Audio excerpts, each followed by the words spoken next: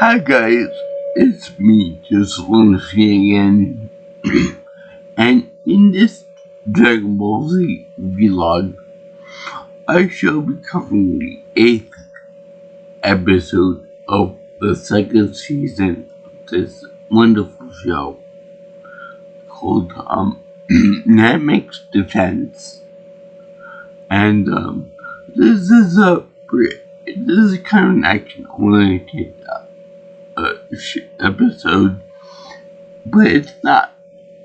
The guys that are defending the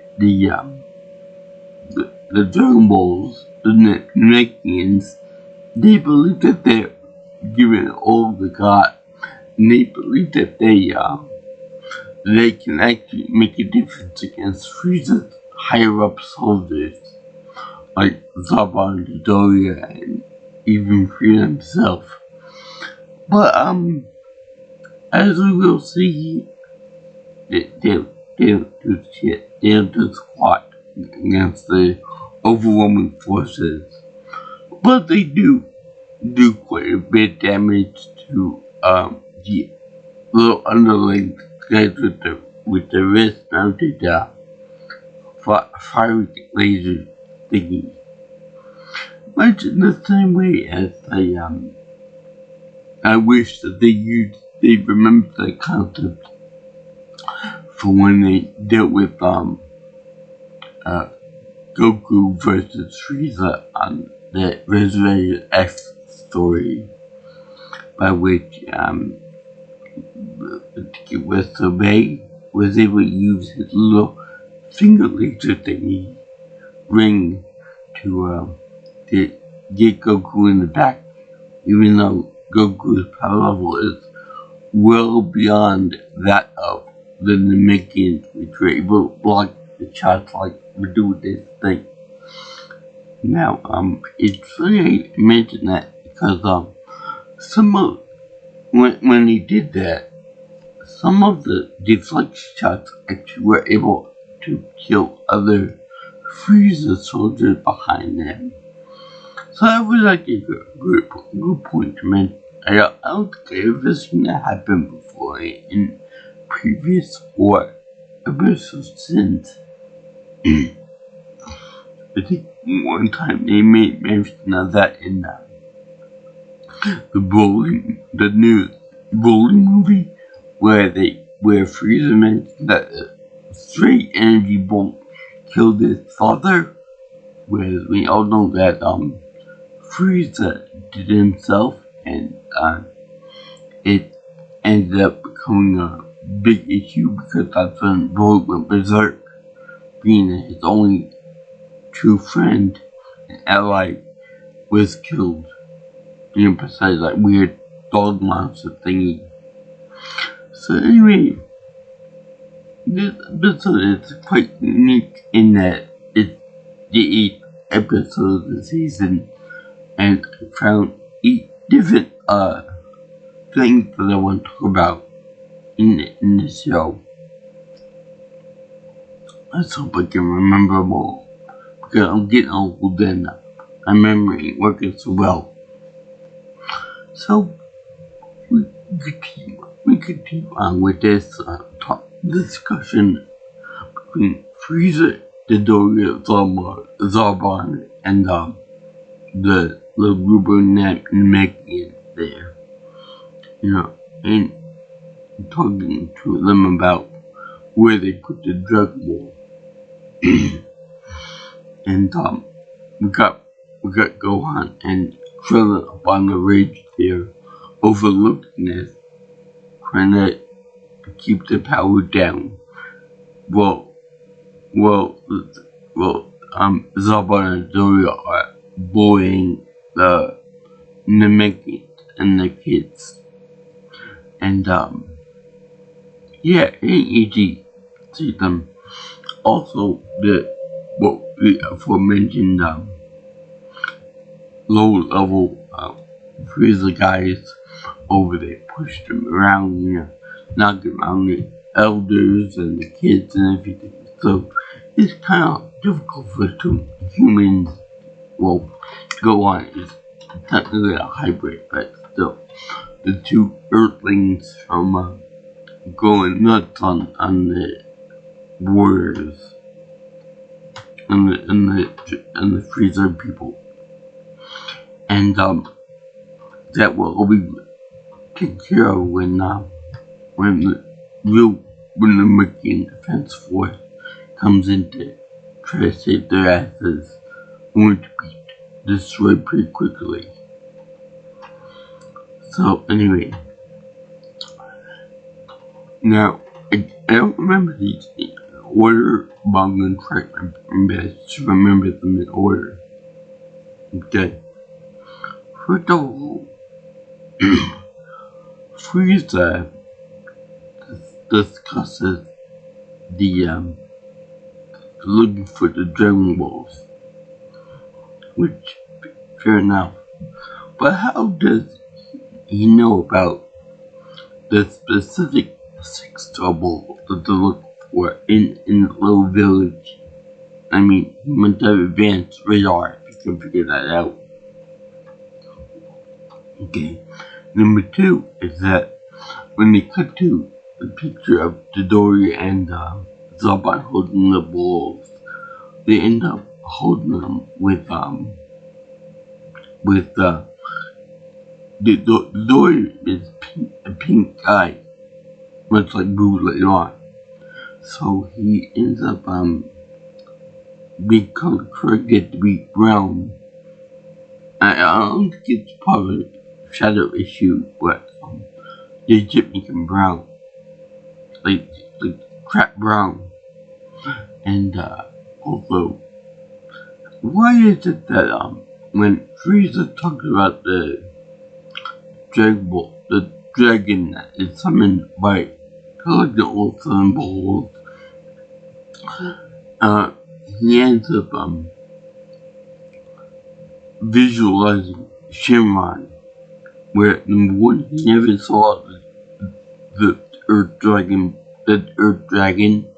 Number 2, it's on this planet, so you would think they would figure out that it's a different dragon altogether. And I imagine that not in my experience, but I like the concept of Frieza. I always thought that when Frieza was originally portrayed in this fashion, that he was a handicapped villain, which I liked.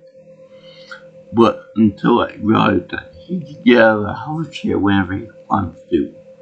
So he's just being lazy. He's just being lazy about it. And using the hover chair to fix a disability just to make people think that he's weak and pathetic. And also, I like the way his tail swings around like it's a measure of patience with them. Also, with the same matter, I like Zarbon's design in it. I think he's voiced by Chris Sabat. And I like the way he put me leg warmers. You know, like the jazzercise people back in the 80s. But when he mentioned the divine psychology teacher, she was like, I had it coming years. But anyway, they talk about that. And then the elder of the village talks about how use the terminology in the Namek, they call it Namek language. And Frieza picks up on it. You know, you can't. I know your little tricks. You know, why don't you use the common dialect? So, being that this is made from a Japanese manga, I would assume that this is made up in the Japanese language, or kanji. So, I would imagine that, being that English is translated into English, I would imagine that this common language would be English, but it's kind of confusing. So, what's the deal? Is it English or Japanese, the common language?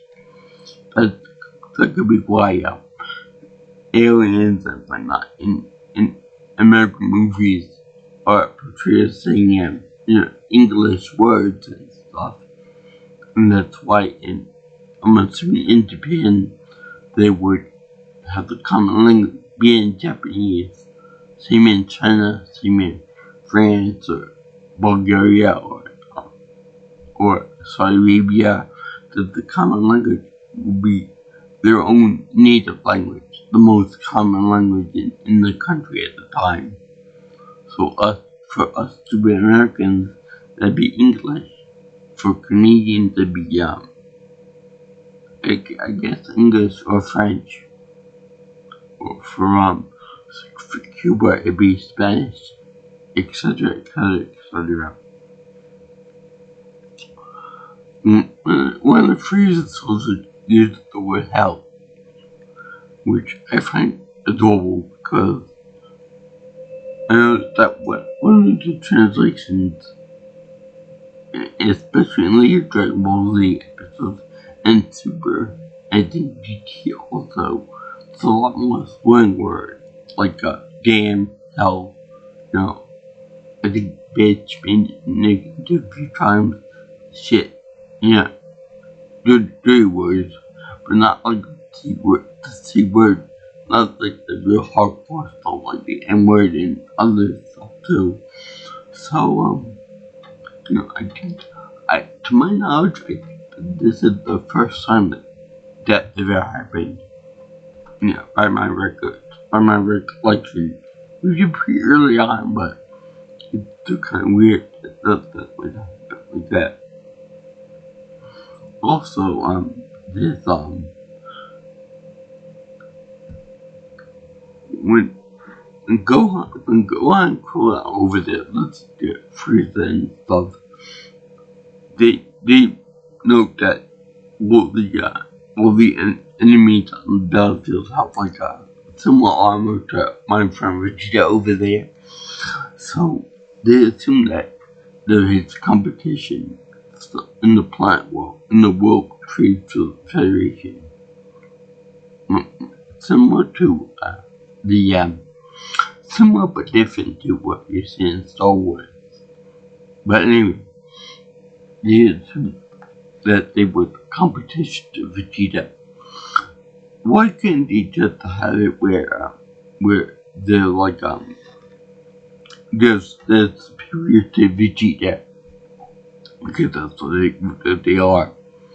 And also, when you do the flashback to where Raditz told the guys about what happened, it's supposed to be between Goku, Raditz, and Piccolo.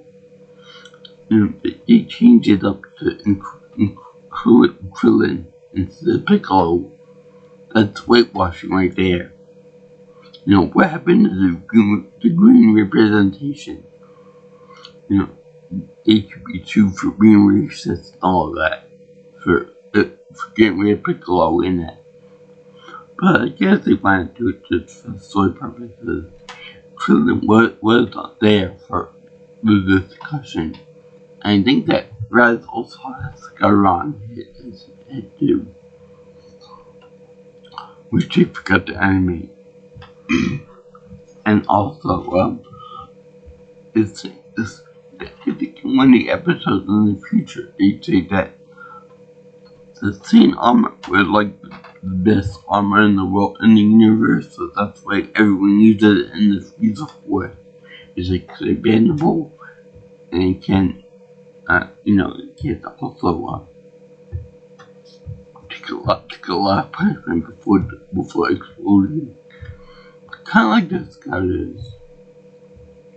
But the way Frieza offered to give the guy the finger, he offered to finger the Namekians for using a powerful blast system.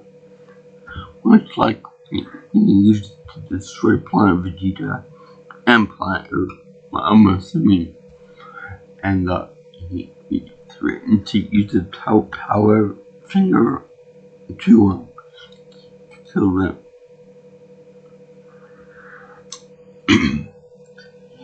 And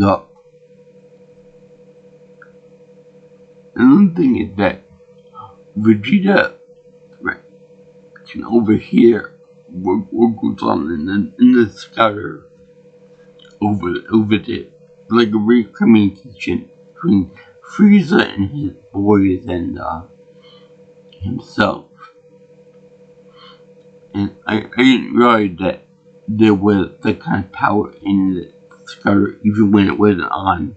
Doesn't the speaker have to be on Frieza's end to be able to do that for it? So I guess in that case, but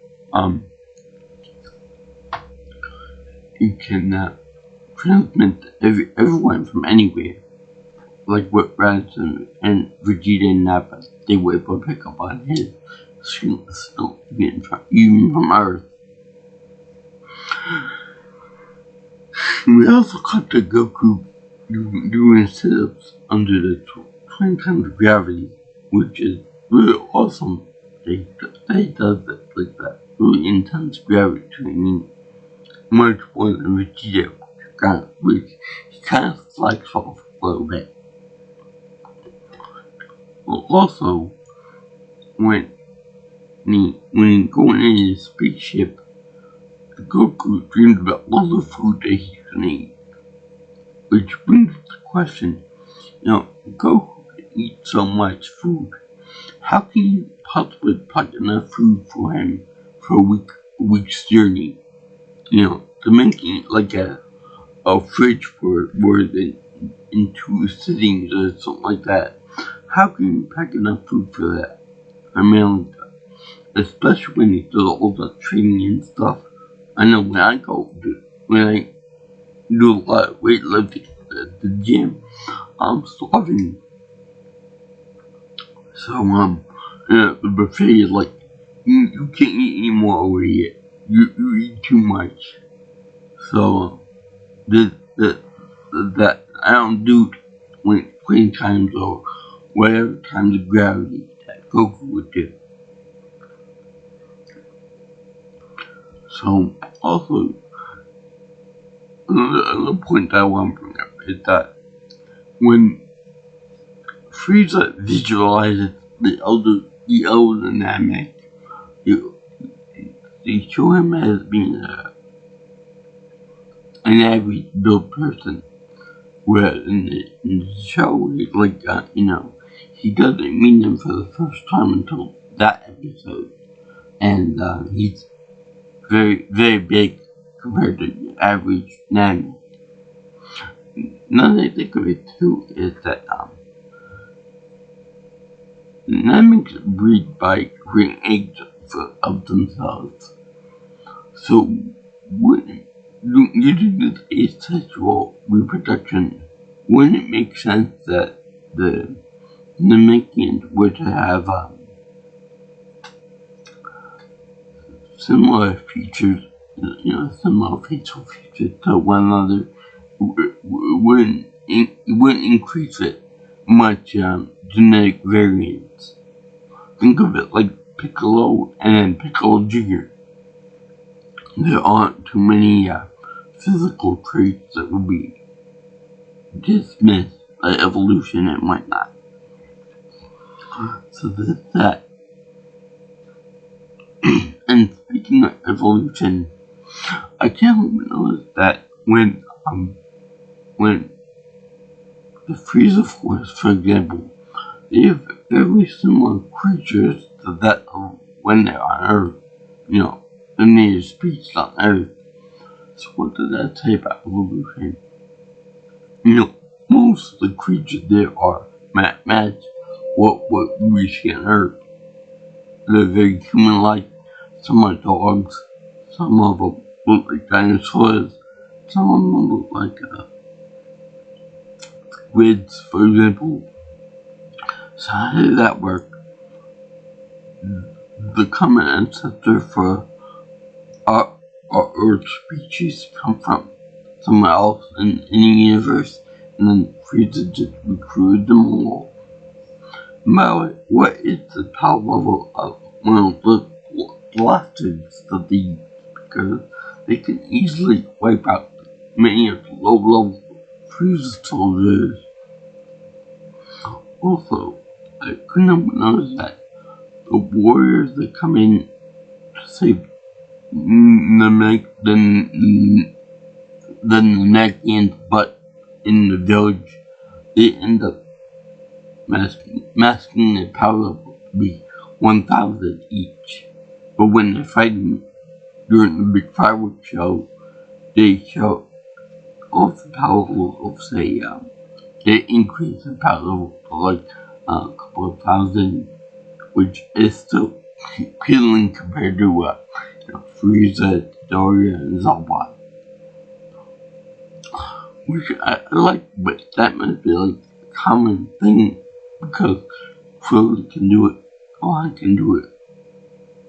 Vegeta learned how to do it by visualizing with his eyeballs, and Goku can do it as well as many other people too.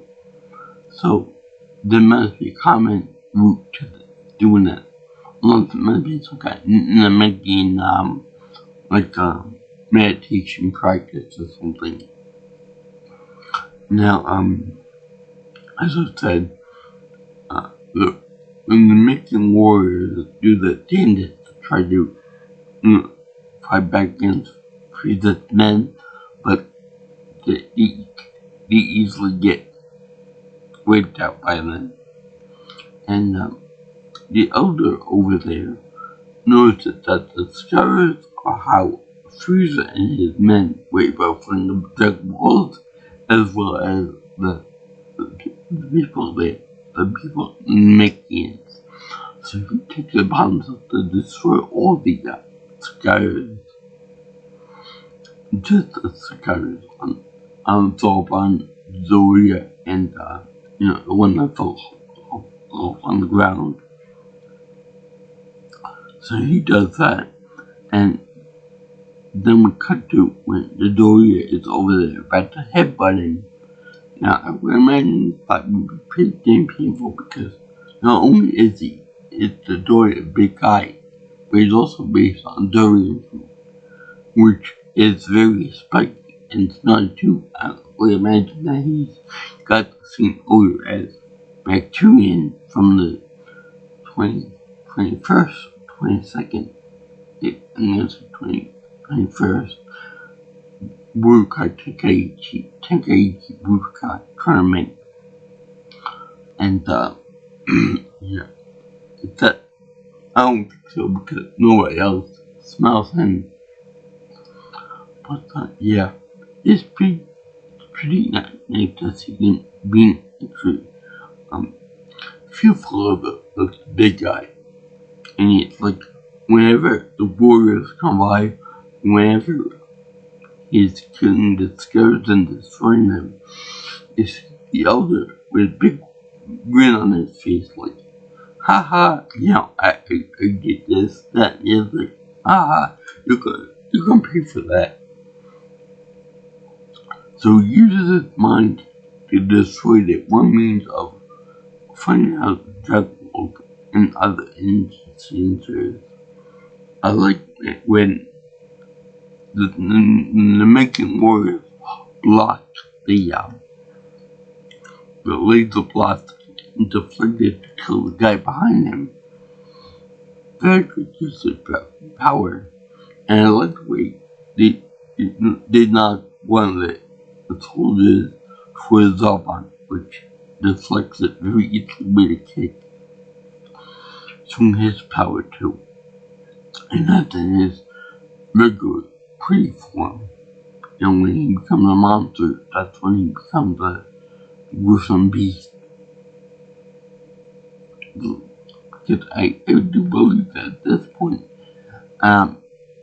Vegeta could take on Zalban without the point blank. But until the robot transforms himself into a beastly form. That's when he gets the upper hand or upper claw. And of course later on, Bulma will fall in love with him. Even though she's got a boyfriend, she falls in love with Zarbon because she's a horny slut with no morals. But yeah, I'll get to that when I get to that episode. I mean, Bulma from a Yamcha to loving Zarbon to loving Vegeta. I think at one point, I think she even fell in love with adult Goku. But yeah. So yeah, she gets around quite a bit with the alien loving.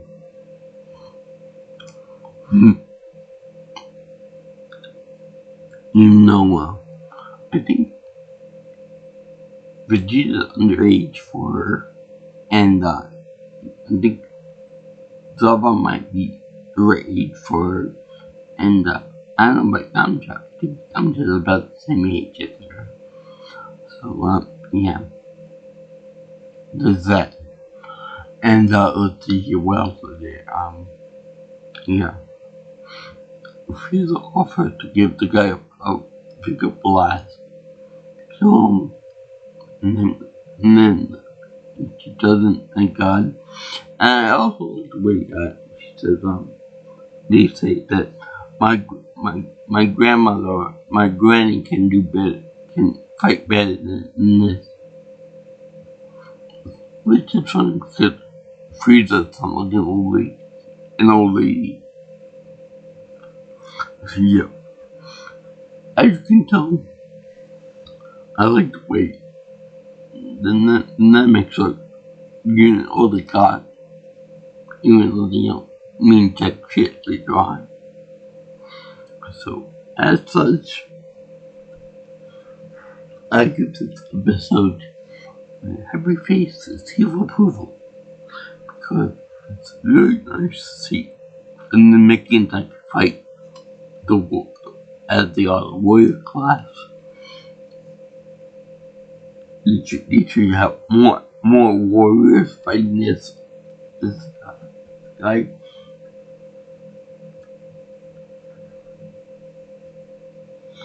But the way I see it is that the Megans are more like the antibodies in the immune system. In that first they send first they detect something that's happening to the people, and then they get nationalistic and they send out a small probing force to see what the invader is. And then when they find out what it is, they develop more defenses for it. And then they end up getting a bigger force next time around. More powerful warriors. The warriors can't do jack shit because Frieza's still in his best form. But so it is nice to see that.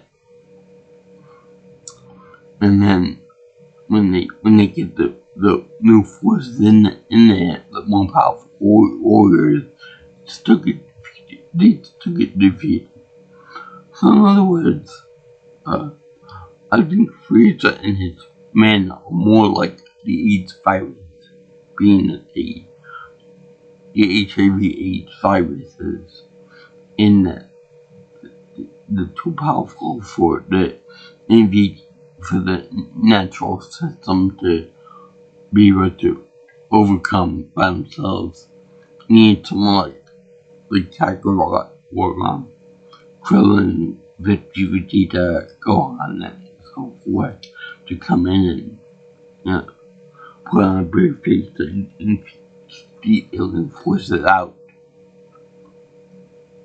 The planet gets destroyed, but so is a good fireworks show. even when Piccolo merged with Nail. In the end, Piccolo gets defeated. He puts up a good fight though against Second Form Frieza, but still gets trounced in the end. So I thank you for watching my video on the Dragon Ball Z episode, the 8th episode in the second season, Namek's Defense.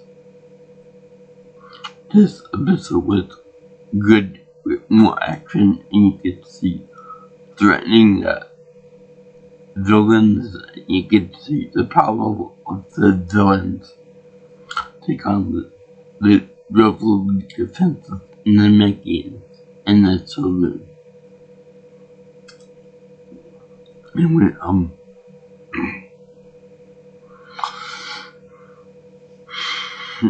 if you like what you see here and want to see more of my videos, you can always like, comment, and share my video, or you can subscribe to my channel. Also, if you want to contact me for any future things, any future content ideas, you can always call me or text me at 631-707-3707. And if you want, you can always get me on the Twitter or X if you prefer at PMuslimPro.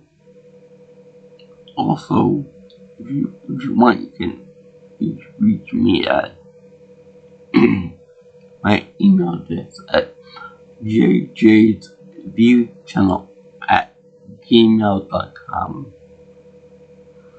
So, I salute all you guys that go like the show. I would like to tip my hat. I would like to pay my respect to the Akira, Goku, and the Holy Kamehameha. Amen. This show is awesome. And peace out, my brothers and sisters.